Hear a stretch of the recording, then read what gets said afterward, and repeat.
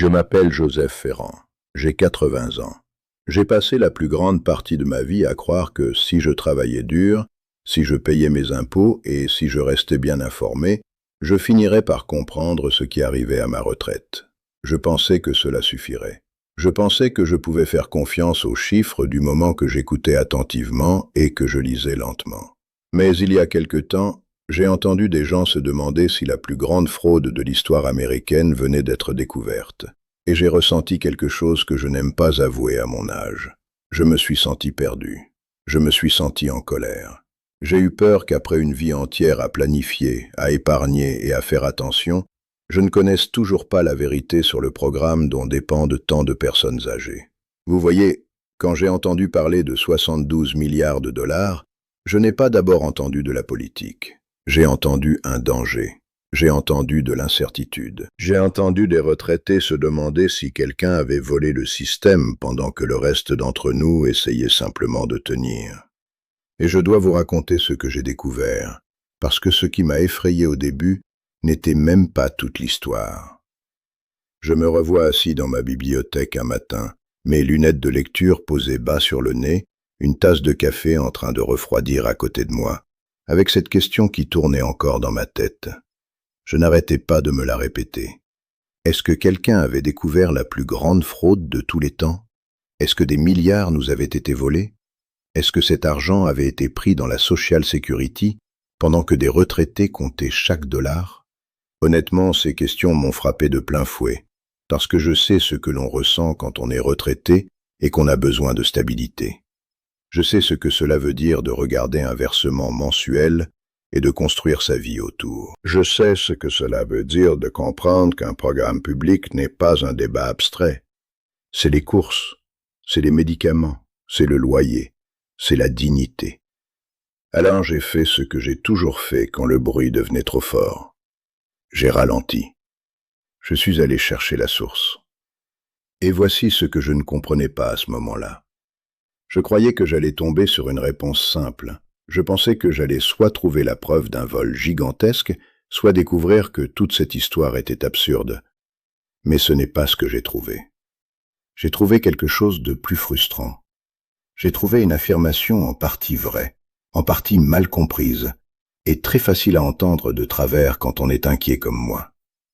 J'ai commencé par lire les articles qui contestaient l'affirmation virale. J'ai vu qu'ils expliquaient que des dizaines de millions de morts ne recevaient pas de chèque de la Social Security, même si c'était devenu le titre que beaucoup de gens semblaient croire.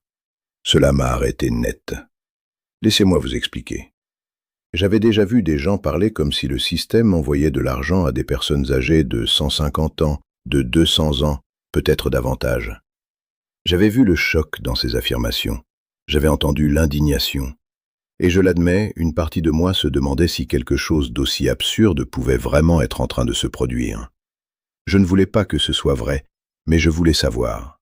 Alors j'ai continué à lire, et je suis tombé sur le rapport de l'inspecteur général de la Social Security Administration. Cela comptait pour moi, parce que je ne voulais pas des slogans. Je voulais des documents. Je voulais quelque chose que je pouvais rattacher à un vrai rapport, pas seulement à un extrait, pas seulement à une publication en ligne, pas seulement à quelqu'un qui parle fort. Et ce rapport montrait bien un chiffre énorme. Il indiquait qu'entre les années fiscales 2015 et 2022, l'agence avait versé environ 8,6 billions de dollars de prestations, et qu'environ 71,8 milliards de dollars de ce total étaient considérés comme des paiements indus. Vous savez ce qui m'a le plus surpris? C'est que le chiffre lui-même était réel. Les 71,8 milliards de dollars n'avaient pas été inventés. Cette partie-là reposait bien sur les conclusions de l'inspecteur général. Et quand je l'ai compris, j'ai senti mon ventre se serrer. Parce que même moins de 1% d'un système gigantesque reste une somme gigantesque. Je n'ai pas balayé cela d'un revers de main. Je n'ai pas pu.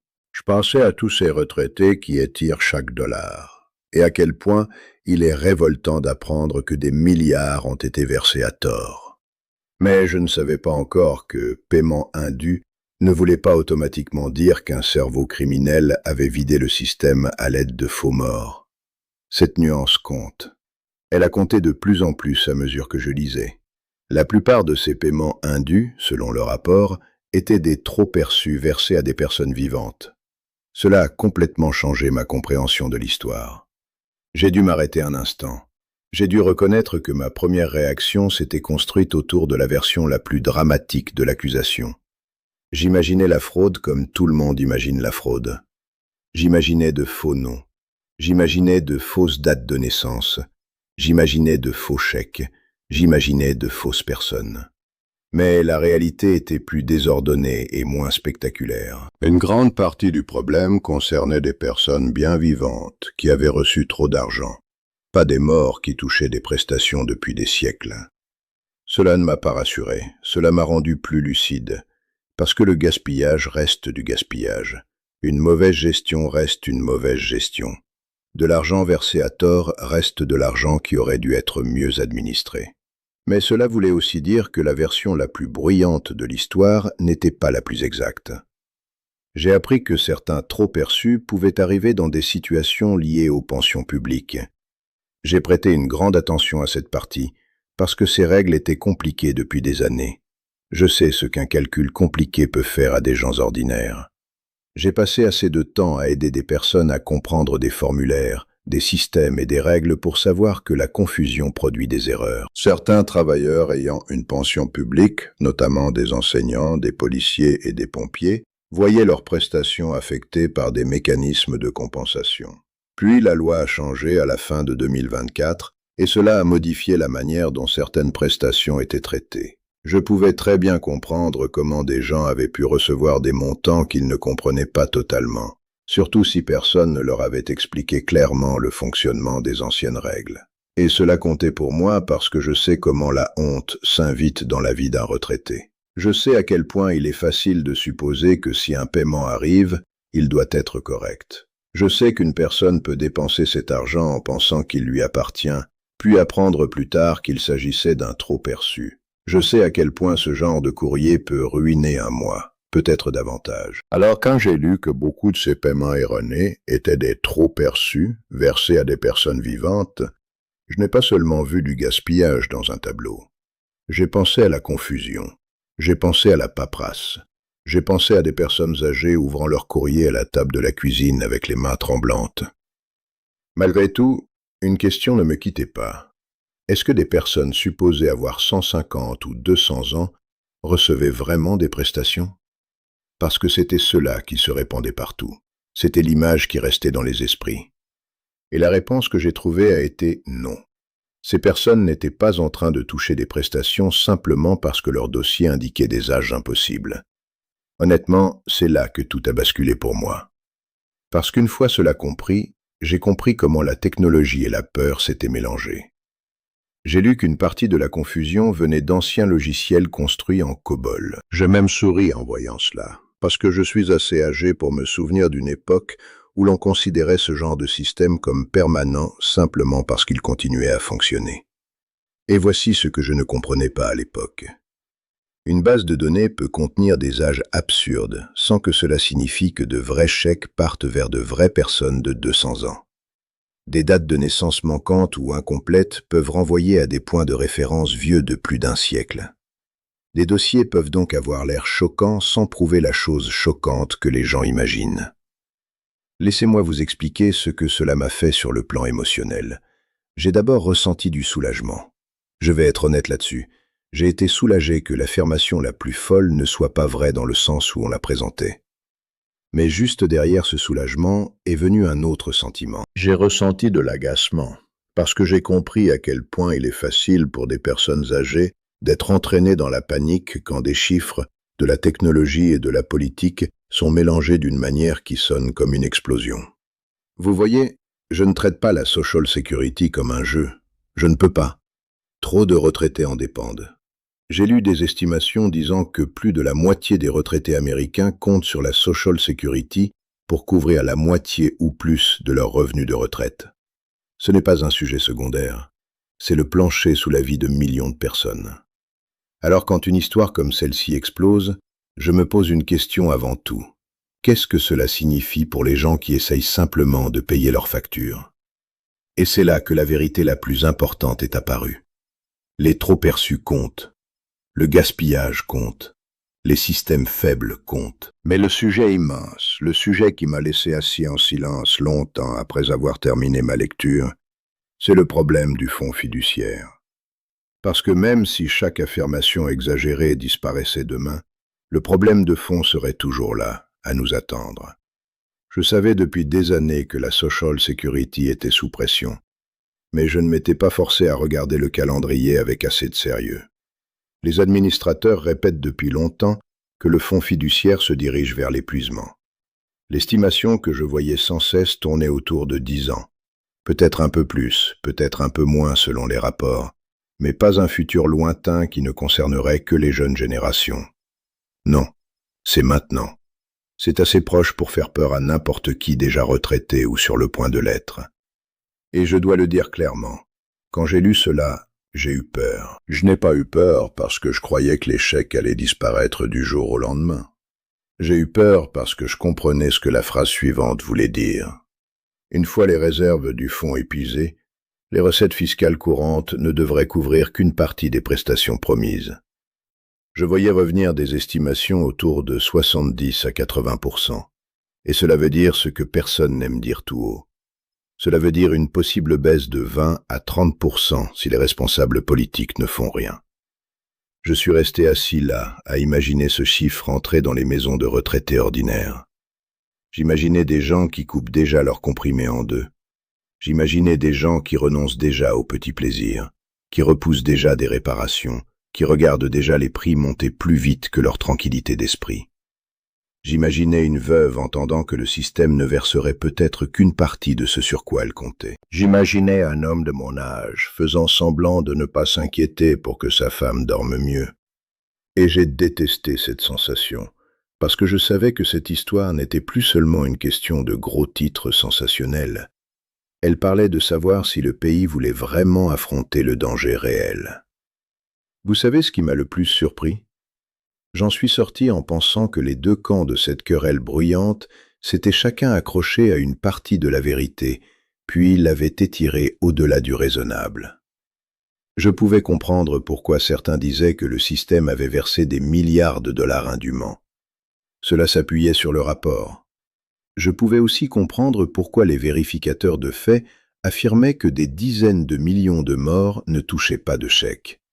Cela aussi reposait sur des faits. Alors j'ai cessé de me demander quel camp avait le meilleur slogan, et j'ai commencé à me demander quelle part de la vérité pouvait réellement aider les retraités. Et j'ai aussi pensé à mes propres habitudes. J'ai repensé à toutes ces années passées à construire mon épargne lentement, à vérifier mes relevés, à essayer de ne jamais dépendre de la chance. Je me suis demandé si j'étais devenu trop calme face aux risques qui avancent lentement. Vous voyez, un scandale soudain attire l'attention, mais une longue érosion de la confiance peut être tout aussi destructrice. Quand les gens cessent de croire que le système peut être géré honnêtement, la peur se répand plus vite que les faits. Et la peur rend les retraités vulnérables. Elle pousse les gens vers les rumeurs. Elle leur fait croire chaque affirmation dramatique, surtout quand ils sentent déjà le sol bouger sous leurs pieds. Laissez-moi vous expliquer pourquoi cela compte. J'ai vécu assez longtemps pour savoir que la confusion a un coût. J'ai vu des amis plus âgés prendre de mauvaises décisions parce qu'ils avaient eu peur avant d'être informés. J'ai vu des gens supposer le pire, changer leur plan trop vite et perdre une paix qu'ils n'avaient pas besoin de perdre. Je ne voulais pas faire cela ici. Je voulais comprendre la différence entre un vrai problème et une histoire déformée à propos d'un vrai problème. Cette différence peut sembler petite à des personnes plus jeunes, mais à mon âge, elle peut changer ma façon de planifier, de voter, d'épargner et de parler avec ceux que j'aime de ce qui arrive peut-être. Alors, où en suis-je arrivé après toutes ces lectures, cette inquiétude et cette réflexion ? Je suis arrivé à une conclusion moins excitante et plus honnête. Je crois que les paiements indus étaient réels. Je crois que la version la plus sensationnelle de l'histoire sur les morts était trompeuse. Je crois que des systèmes vieillissants et des dossiers mal tenus ont rendu cette affaire plus facile à mal comprendre. Et je crois que la plus grande menace pour les retraités reste le déficit de financement à long terme, celui qui pourrait entraîner des baisses douloureuses si les dirigeants refusent d'agir. Je suis aussi arrivé à quelque chose de personnel. J'ai compris que je ne pouvais pas consommer les informations sur la retraite comme un spectacle. Je ne peux pas laisser mes émotions être happées par le titre le plus bruyant et m'arrêter là. Je dois continuer à demander d'où vient le chiffre. Je dois continuer à demander ce que le rapport disait vraiment. Je dois continuer à demander si l'affirmation effrayante explique le problème entier ou seulement la partie la plus facile à cliquer. Et honnêtement, je préfère affronter une vérité difficile tôt plutôt que de m'accrocher à un mensonge simple qui me laisserait sans préparation quand la vraie facture finira par arriver pour nous tous. Honnêtement, c'est pour cela que je vous raconte tout cela. Je n'essaie pas de vous agiter, j'essaie de vous stabiliser. J'essaie de partager ce que j'aurais aimé qu'on me dise au moment précis où j'ai entendu ce chiffre énorme et où j'ai senti ma poitrine se serrer. J'aurais aimé qu'on me dise que la vérité était déjà assez grave sans exagération. J'aurais aimé qu'on me dise que oui, des milliards de dollars de paiements indus comptent, et que non, cela ne veut pas dire que des armées de morts encaissent des chèques. J'aurais aimé qu'on me dise que le plus grand danger, c'est ce qui arrive si le système continue d'avancer vers le bord du gouffre pendant que tout le monde se dispute sur le titre de la semaine. Alors je vous le demande, d'une personne âgée à une autre, ou d'une personne prudente à une autre, restez du côté des faits. Restez du côté des rapports d'origine. Restez du côté du vrai problème, même quand le vrai problème est moins dramatique que la rumeur. Et si cela vous a aidé à voir plus clair, j'aimerais que vous restiez avec moi ici. J'apprécierais un like parce que cela aide davantage de personnes de mon âge à trouver des informations calmes au lieu de la panique. J'apprécierais un commentaire parce que je veux savoir comment vous voyez cette situation et ce qui vous inquiète le plus dans la retraite. Et j'apprécierais un abonnement, parce que je passe mon temps à essayer de démêler ces histoires en langage simple, exactement comme j'aurais aimé que quelqu'un le fasse pour moi. J'ai continué à regarder après cette histoire parce que j'avais besoin de réponses qui respectaient ma peur sans l'alimenter. J'espère que vous continuerez à regarder avec moi pour la même raison. Je crois que la prochaine conversation compte, et je crois que vous et moi devons continuer à la voir pendant qu'il en est encore temps.